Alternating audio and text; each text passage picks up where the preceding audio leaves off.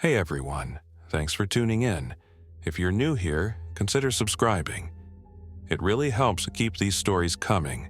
And while you're here, let me know in the comments where you're listening from. Now, sit back, relax, and let's get into the story. By the time I pulled my box truck into the gravel lot outside Miller Farm and Supply, the sky over town already felt wrong. It was just a Tuesday afternoon run. Bags of feed, salt blocks, and a pallet of dog food to drop at a vet clinic across the highway. I swung into Miller's lot to grab a few things for myself. A couple bags of kibble, duct tape, and maybe another pair of work gloves. I'd been a local delivery driver around Greenwood, Kansas for 5 years. Feed dealerships, co-ops, hardware stores, you name it. The route was muscle memory. The silence wasn't. Usually, there were 2 or 3 pickups in front of the store and somebody arguing about seed corn by the entrance. That day, the lot was full, but nobody was outside. No one smoking, no one loading bales. Just rows of trucks and sedans standing there like they'd been abandoned a minute ago. I killed the engine and sat there for a second listening. No tractors on the county road, no distant grain dryer, just a faint siren somewhere toward town winding up and down, then cut short. My phone buzzed in the cup holder. Emergency alert. Shelter in place. Do not approach individuals exhibiting violent or erratic behavior. Stay indoors and await further instruction. I stared at it, thumb hovering over the screen. There'd been stories on the news all week. Civil disturbances, unusual neurological illness, all the usual official phrases that make something terrible sound manageable. But that alert was the first one that used shelter in place for our county. Another siren started up closer this time, then another one farther away. The sound bounced off the flat fields and empty highway. I grabbed my wallet, stepped down from the cab and told myself that whatever was going wrong, Miller's was still just a store. I needed dog food. The world could fall apart later. The sliding glass doors hissed open as I walked up. Cool, conditioned air rolling out. The bell chime went off overhead. For a second, it almost felt normal. Afternoon, I called. Door, Cody. A man yelled from somewhere inside. Lock that thing. I stopped short.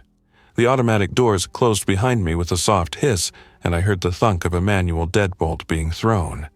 Then, someone hauled down the steel security gate across the inside of the entrance. A second later, the overhead lights flickered and dimmed as maybe half of them shut off, leaving only every other row glowing. The guy who'd shouted stepped around the end of the counter. He was in his 70s, lean and wiry, wearing a faded ball cap from the VFW and a Miller Farm and Supply apron over a flannel shirt.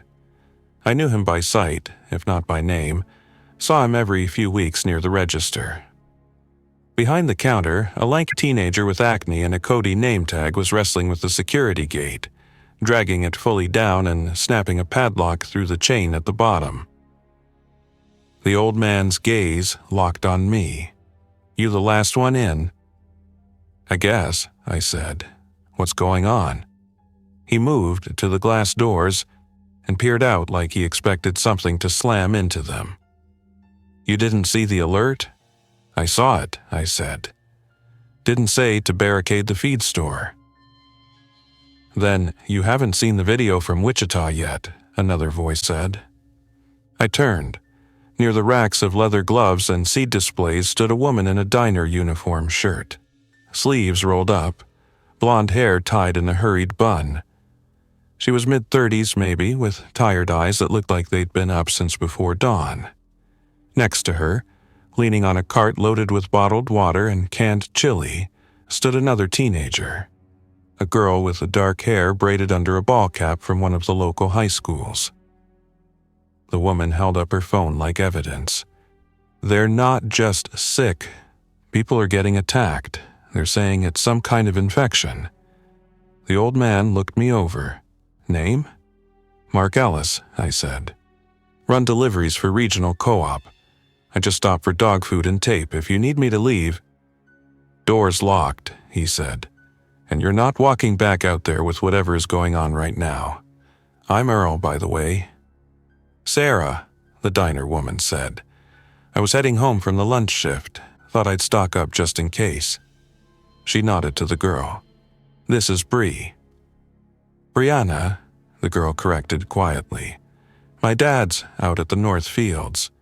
Told me to grab feed for the heifers. Phone's been going straight to voicemail. Great, I said softly. I glanced at Cody, who was now checking that the gate was fully secure, chain wrapped tight around the bars. You guys are really locking it all down? You hear those sirens? Earl said. That's not just some house fire. Sheriff came over the radio. They're shutting down Main Street, telling everyone to get inside and stay inside. Until we know what we're dealing with, the store is a box we can reinforce. Out there is open ground. I chewed that over, thinking about my truck, my route, the rest of my drop-offs. Then another siren wailed past, so close I could feel it in my chest. Somewhere outside, a car horn blared and didn't stop. I'd like to at least get my dog food, I said, trying to keep my voice even. Earl gave a humorless half-smile. Help yourself, son. Just stay away from the windows. Miller's wasn't just a feed store. It was part hardware, part hunting supply, part rural gossip center. Aisles of fencing wire and T-posts, shelves of livestock medicine, a whole wall of baling twine in orange and green. Toward the back, near the garden section, they kept the bags of dog food stacked on pallets. Above, fluorescent lights hummed. The radio behind the counter was turned down low, a local AM station muttering about traffic advisories and rural school closures. I headed for the pet aisle, passing pallets of 50-pound corn and soybean meal. My boots sounded too loud on the concrete. At the far end, I found my usual brand, hauled one bag over my shoulder and another under my arm. Normal, familiar movements. My hands shook anyway. As I came back down the aisle, I noticed more people than I'd first seen. There was another customer, a single mother I recognized from seeing her load groceries onto a small sedan outside the supermarket some mornings. She wore jeans, a hoodie, and had a reusable shopping bag hooked over one arm. No kid with her now. Her name popped into my head after a second. Dana. I'd seen it on a name tag at the diner in town. She gave me a quick nod, eyes nervous. You heard anything new? Just the alert, I said. You got family in town? My son's at my sister's place, she said. Other side of Greenwood. She texted that they were locking all the doors. Then my phone stopped getting anything but that alert. She swallowed. They don't shut down school buses for nothing. Earl called out from the front. Everyone, away from the glass and metal. Middle of the store, now. The tone in his voice made my skin tighten.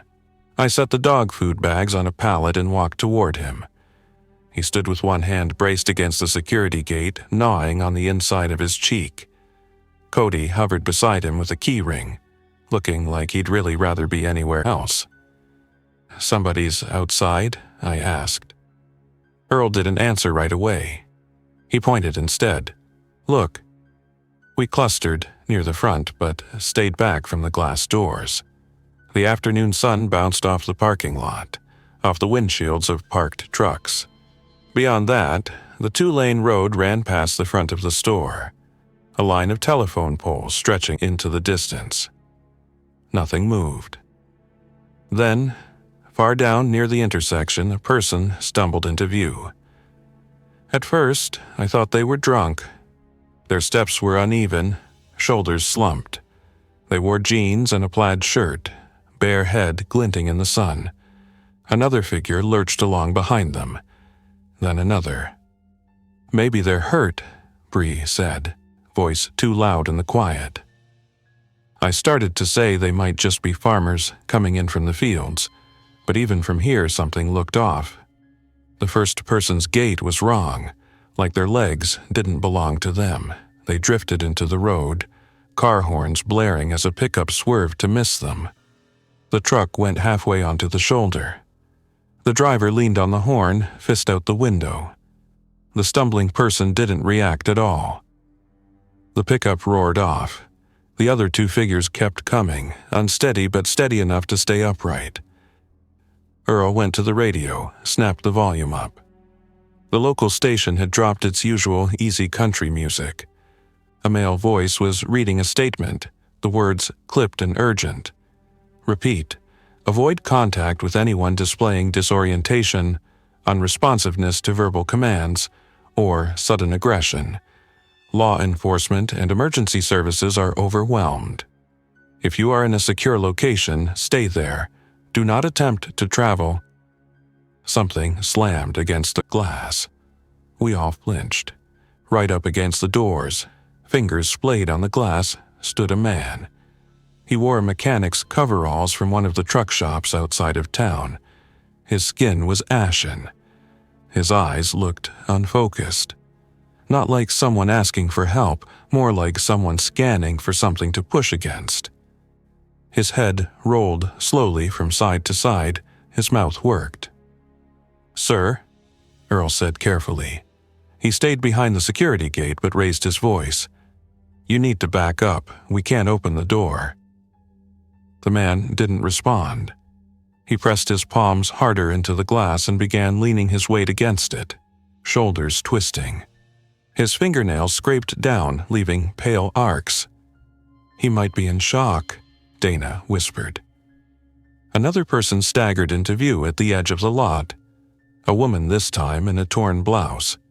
She moved straight toward the store, as if drawn by the man at the glass. A dark smear streaked one side of her face and her eyes tracked sluggishly, not quite aligned. "Earl," Cody said. "Stay back," Earl said. "Nobody go near that door. We're not letting anyone in until we know they're not. Whatever this is." The man at the glass started hitting the door with his forehead. Not hard enough to break it. Just a dull, repeated thud. The sound tapped along my nerves. The radio voice kept going. "Unknown number of affected individuals. Use sturdy doors and windows. Do not attempt to provide aid if it requires opening barriers. The infection is presumed to be transmitted through bites or direct contact with bodily fluid."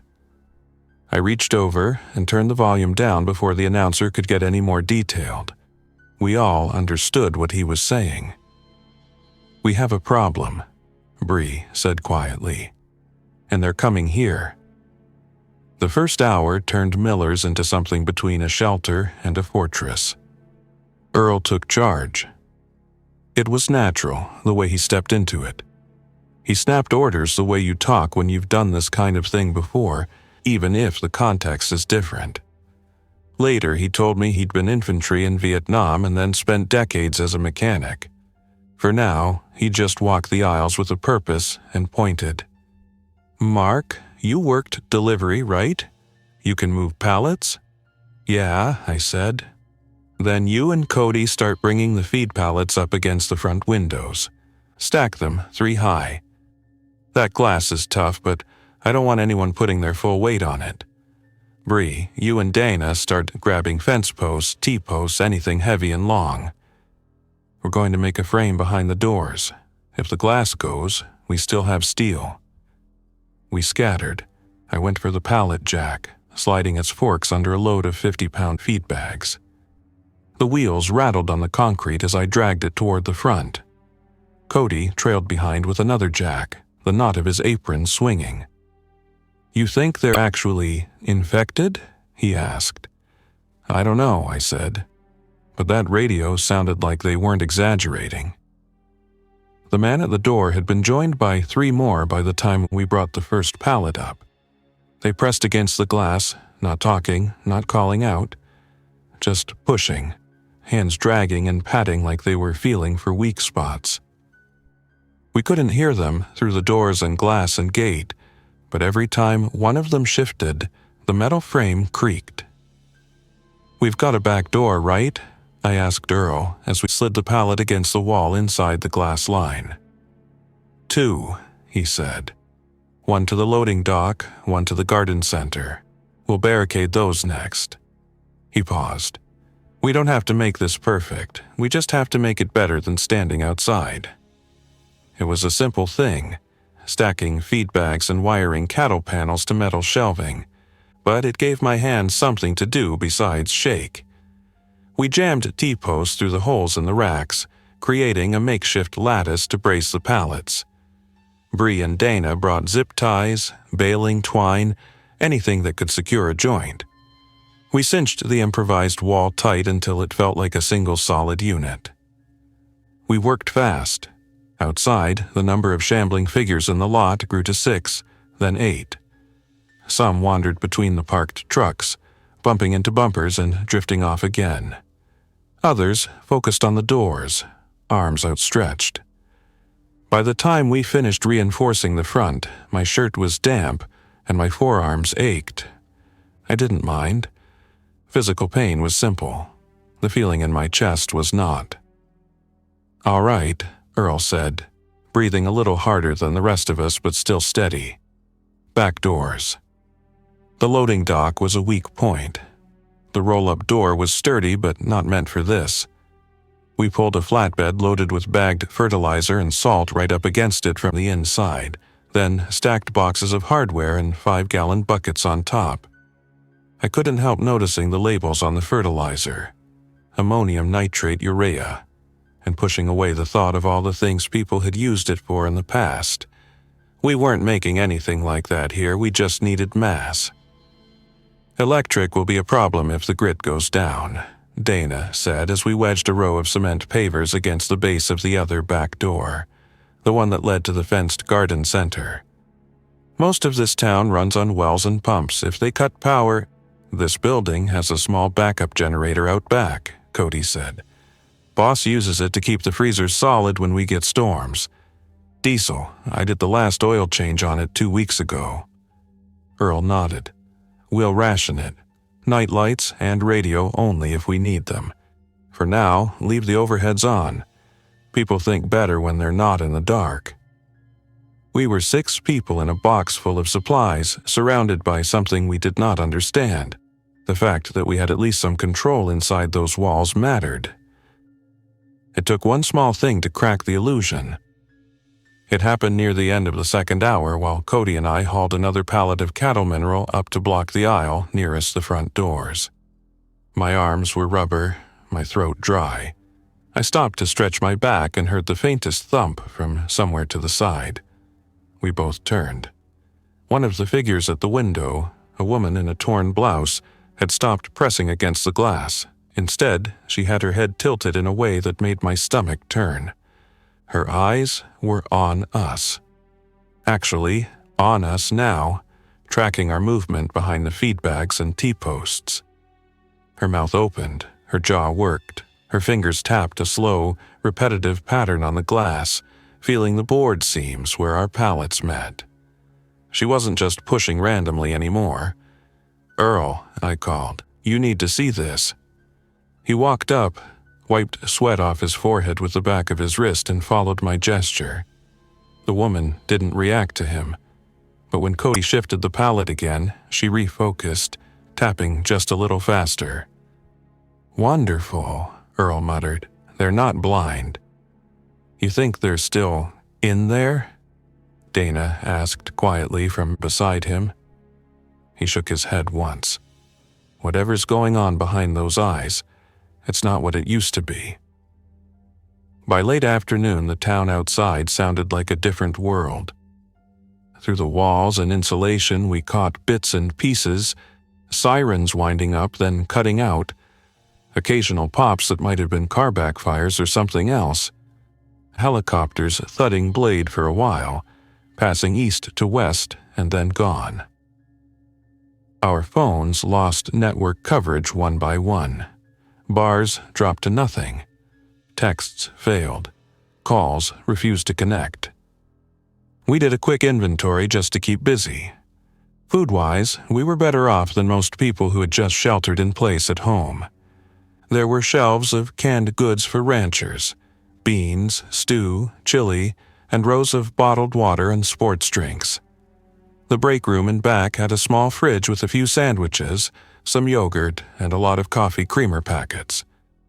Earl grabbed a legal pad off the counter and started making lists.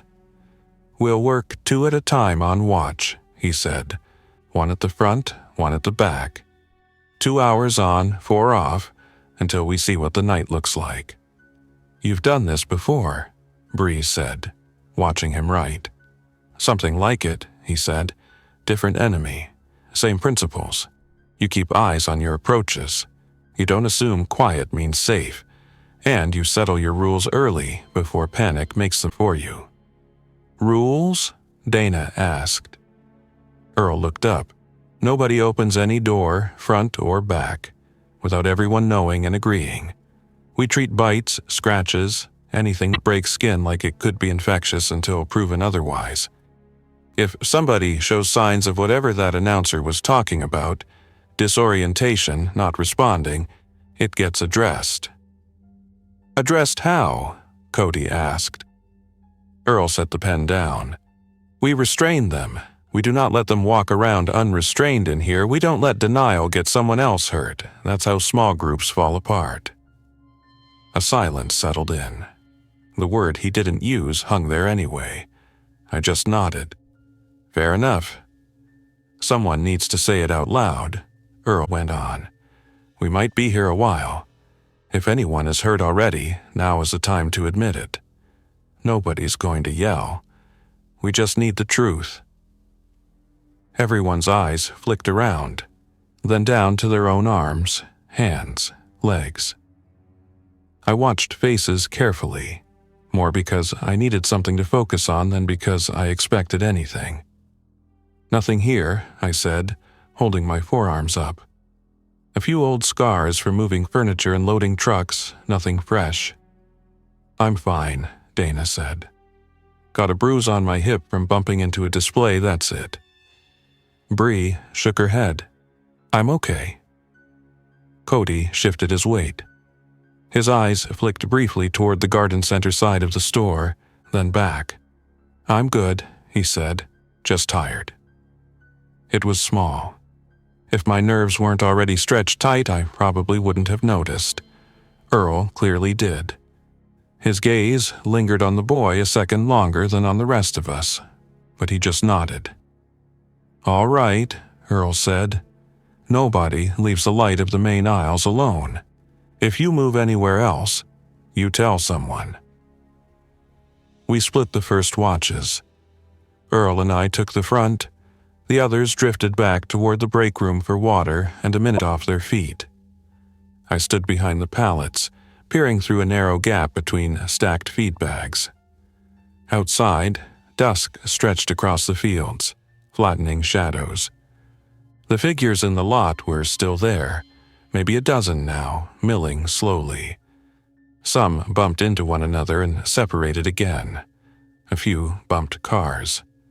One simply stood with its head hanging, swaying slightly as if in a breeze that didn't reach us. "You got family in town?" Earl asked. "Just my dog," I said, "and my dad, but he's in a care home 2 towns over. They have generators and back up everything. If anyone's safe right now, it's those guys." I hoped that was true. "You?" I asked back. "Widower," he said. "Daughter lives down in Texas.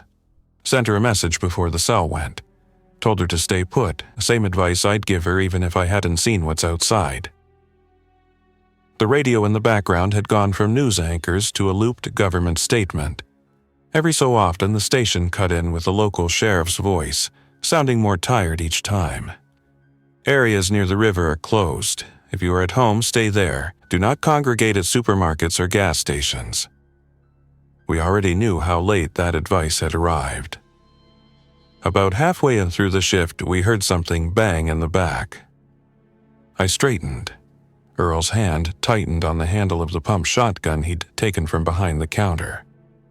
Miller's didn't keep anything fancy. mostly hunting and farm rifles.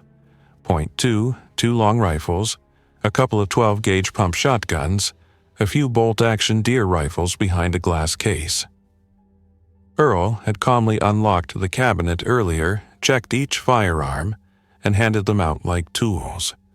He carried the pump with the ease of someone who had spent a lot of years handling weapons. I had a Ruger slung over my shoulder with a spare 10-round magazine in my back pocket. Neither of us wanted to use them.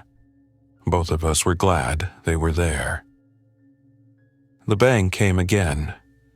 Not the dull, random thumps we heard from the front when one of the infected bumped the glass. This was sharper, closer, near the garden center side door. "Stay here," Earl said. "Not a chance," I replied. "Your rules said nobody goes alone." He gave me a brief, sideways glance and nodded. "Fair point. Move slow." We walked down the aisle, boots quiet on the concrete. Guns held low but ready. The garden center entrance was a metal door with a push bar that led into a fenced outdoor area where they kept soil, mulch, and seasonal plants. We had stacked pavers and heavy bags of potting mix against it earlier. The door still looked solid. A third bang came. A small grunt, not like the aimless sound from the lot, more like someone cursing under their breath and trying not to. "Someone's in there," I whispered. Earl moved to the side of the doorframe and motioned me to the other side. "Who's there?" he called. "You try that bar again and I'm going to assume you're not thinking clearly." "It's me," a voice hissed. "It's Cody. I dropped something out here. Open up, please." Earl's jaw tightened. "You want to explain how you ended up outside the building after we locked it down, son?" There was a pause. Then, I thought I heard something in the garden center, like maybe a cat was stuck. The door wasn't locked all the way. It closed behind me. Some of those people out on the road saw me. I ran back here, they're at the fence. "Is anyone with you?" I asked. "No," Cody said quickly, "just me. They can't get through the chain link. Please, they're staring at me, let me in." Earl closed his eyes briefly, then opened them. "You hurt?" "No, I'm fine. They didn't touch me." His answer came too fast. "Lift your shirt," Earl said. "Let me see your arms and sides through the little window. And your legs." I glanced at the door. There was indeed a narrow safety glass window at about eye level. Cody's face appeared in it, pale and sweating. His eyes were wide and jittery. "Please," he said. "They're just standing there. I'm going crazy." "Arms," Earl repeated. With visible frustration, Cody pulled up his sleeves and pressed his forearms up to the glass. They were scraped and red from the chain-link fence, but no obvious bites. He turned them, then dropped his hands. "Sides!" He twisted, lifting his shirt. His ribs looked unmarked. The grainy glass made it hard to see details, but if there was anything, it wasn't obvious. "Legs," Earl said. Cody's jaw clenched. "It's cold out here," he protested. "Legs," Earl said again. "Or you stay out there until we know you're not bringing something worse in with you." For a moment, I thought the kid was going to argue. Then he sighed, hitched up one pants leg to mid-thigh, then the other. That was when I saw it. A dark, oval mark high on his right calf where the fabric pinched around it. The angle was weird through the glass, but it looked like something had dug in just above his boot line. "What's that?" Earl asked quietly. "Fence," Cody said. "I slipped near the corner post. It snagged. It just looks bad. It's fine. It doesn't even hurt much." I exchanged a look with Earl. We both knew what that announcer had said: bites, bodily contact, sudden changes. "Did anybody grab you?" I asked. Not asking to blame you, just need the truth. "Did anyone outside get their hands on you?" Cody swallowed. His gaze flicked away from the window, then back. "They were close, but I got away. Please, I'm freezing. Open the door." Earl's fingers tightened on the shotgun again. For 1 second, I saw the war between compassion and cold math behind his eyes. Then he lowered the gun just a little. "We're going to open the door," he said. "But you're not walking free into the store. You're going straight to the back corner by the loading dock. We'll sit you on a pallet and wrap that leg so we can see it. Everyone will see it. If there's any swelling, discoloration, if you start acting off, we'll know." "That's not fair," Cody said, voice pitching higher. "You're going to treat me like one of them." I said I'm fine. "This isn't about fair," Earl said. "This is about 6 people living instead of all of us getting surprised later. You agree to sit where we can watch you, or we cannot risk bringing you in." I didn't envy him saying it. I didn't envy Cody hearing it, but there it was. A long second passed. "Fine," Cody muttered at last. "Just hurry." Earl nodded at me. "You pull the door, I'll cover you." Door opens. He comes straight in and sits where I tell him. "You move those bags, Mark, and then you step back. No hero stuff if something looks wrong." My throat was dry as chalk. "Got it." We slid a few bags aside just enough to crack the door. Outside, in the fenced garden center, the wind felt cooler on my face. I could see 2 figures pressed against the chain link, fingers hooked through the links, faces slack. Their eyes turned in our direction but didn't quite meet ours.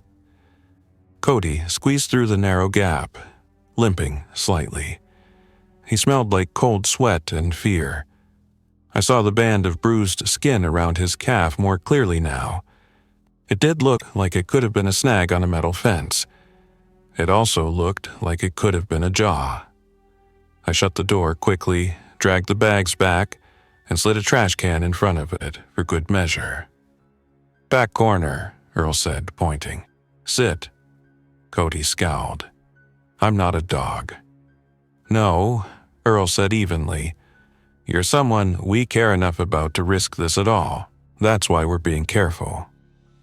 The next few hours were a slow, grinding mix of routine and dread. We bound Cody's leg with gauze from the first aid kit, leaving the mark visible so we could watch it. Dana checked his temperature with the back of her hand every half hour. "You feel a little warm," she said once, frowning. "Could be stress." "I'm fine," he said, a little too loudly.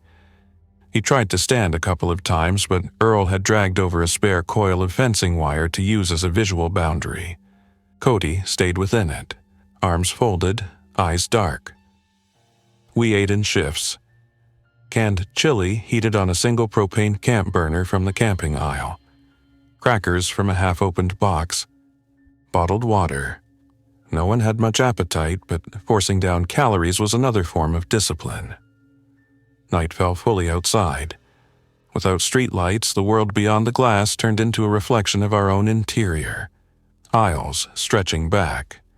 Dim emergency lights humming near the exits. Earl had turned off most of the overheads to conserve power, leaving only a few rows lit. The generator out back kicked on with a distant cough and rumble as the grid failed. Cody had checked the fuel gauge earlier. "Barely a quarter tank," he'd reported. "Maybe 12 hours if we're careful." We shut the generator down after a while, leaving only battery-powered lanterns near the main aisles. Darkness crept in, softening hard edges. The sounds from outside became more important. Every so often, we heard thumps against the walls, something brushing the chain link, faint scraping. Sometimes it was the infected. Sometimes it was branches in the wind. The difference mattered less as the hours dragged on. At some point after midnight, judging by my watch anyway, I woke from a short, shallow doze in a camping chair to the sound of someone breathing too hard. At first, I thought it was my own lungs working through the anxiety. Then I realized it was coming from the loading dock corner. Cody sat hunched on the pallet, arms wrapped around himself. Sweat plastered his hair to his forehead. His eyes were unfocused, pupils wide. "Hey," I said softly.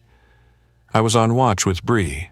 Earl and Dana were getting their 2 hours of rest in the break room. "You okay?" "I'm fine," he snapped automatically. Then his face crumpled for a second and he winced, hand shooting to his calf. "Just sore." I walked closer, stopping just outside the loose coil of wire. "Your leg looks worse," I said. The skin around the mark had darkened and swollen. Red lines traced up toward his knee. He followed my gaze, then looked away quickly. "It's just infection. People get those all the time. We have antibiotics. There's livestock penicillin in the fridge." "Doesn't exactly look like a normal scratch," Bree said quietly, coming up beside me. Her eyes were rimmed in red from lack of sleep, but steady. "It was the fence," he insisted.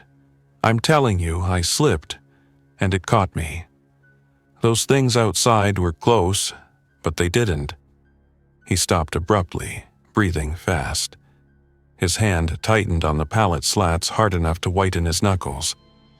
"Did one of them grab you?" I asked. "Just say it, Cody. It's just us here." He glared at me, then at the ground. When he finally spoke, his voice was very small. "One of them fell against me," he whispered. "When I was at the corner of the fence. I pushed it back, but it had my boot for a second.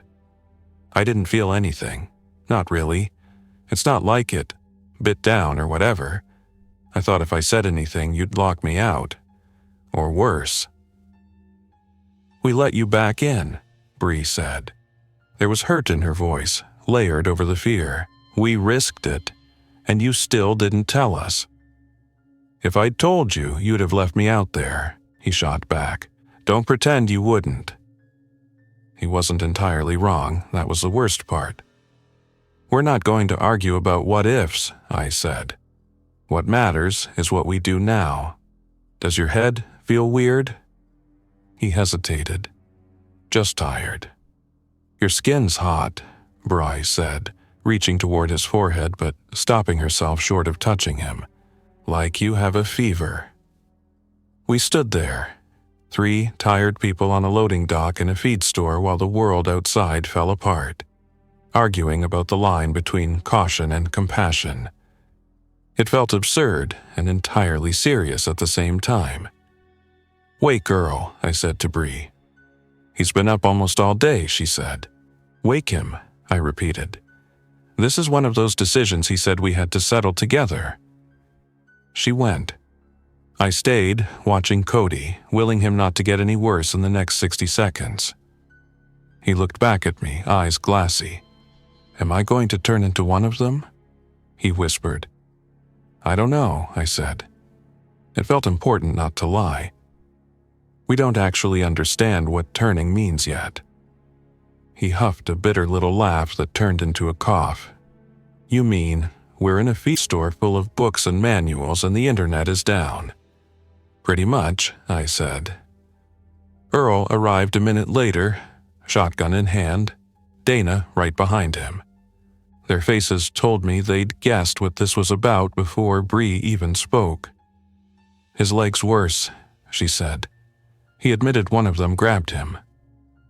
Earl knelt carefully at the pallet edge, staying just out of easy reach.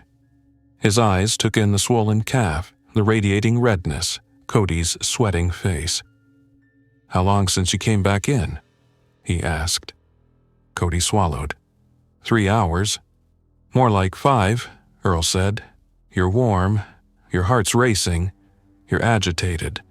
That could just be fear. It could be something else. We don't know." "So, what do we do?" Dana asked, voice tight. Earl was quiet for a long moment, then he looked up at all of us. "We do what we said we would. We restrain him so that if he loses control, he can't hurt anyone. And we wait. If he stays himself, we keep treating him like he's going to pull through. If he stops being himself, We do what we have to, quickly and without anyone getting hurt. Cody stared at him. You're talking like I'm not even here. I'm talking like I've watched people pretend a problem was going away until it blew up in their faces, Earl said. I need you to help us help you, son. Do you trust me enough to let us tie you to that pallet? It was a brutal question, maybe the most honest one I'd heard all day. Cody looked from Earl to Bree, to me, to Dana. His bravado drained out of him. He started to shake. I don't want to hurt anybody, he whispered.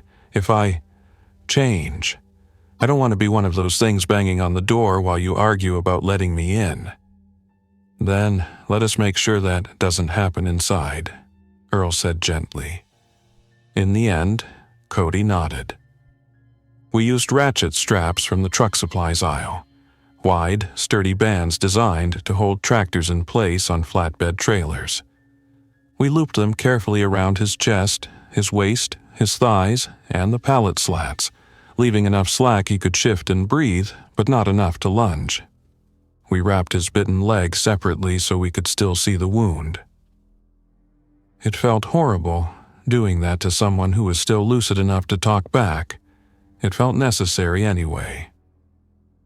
As we tightened the last strap, Cody looked up at me. If I stop making sense, he said, don't wait, don't hesitate, just do whatever you have to. My throat wouldn't let words through for a second. Finally, I nodded. Okay, I said. We retreated a few steps and settled into wait.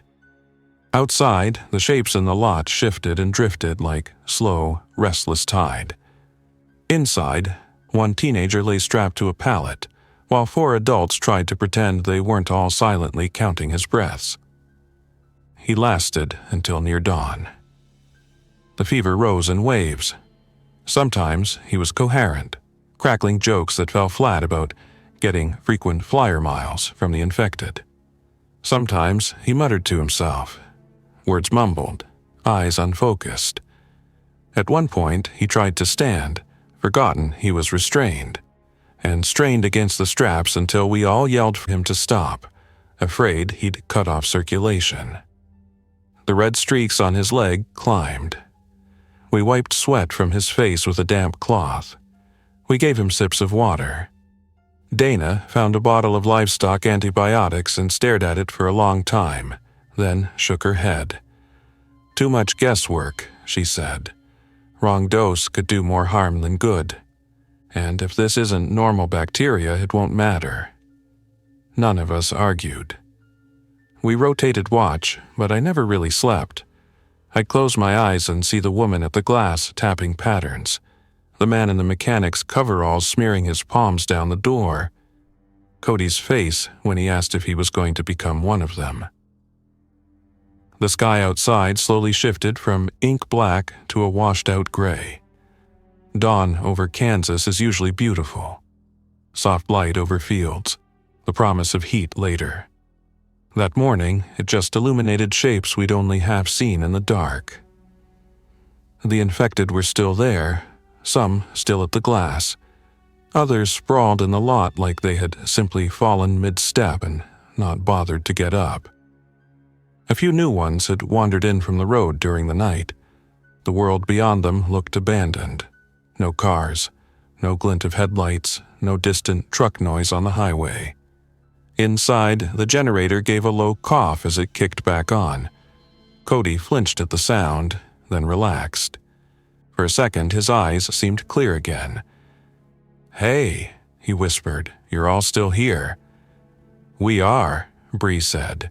She'd barely left his side except when Earl insisted she rest. "How are you feeling?" "Like I got hit by a tractor," he said. He managed a weak smile. "Leg hurts, head hurts, whole body hurts." "Do you know where you are?" I asked. He rolled his eyes.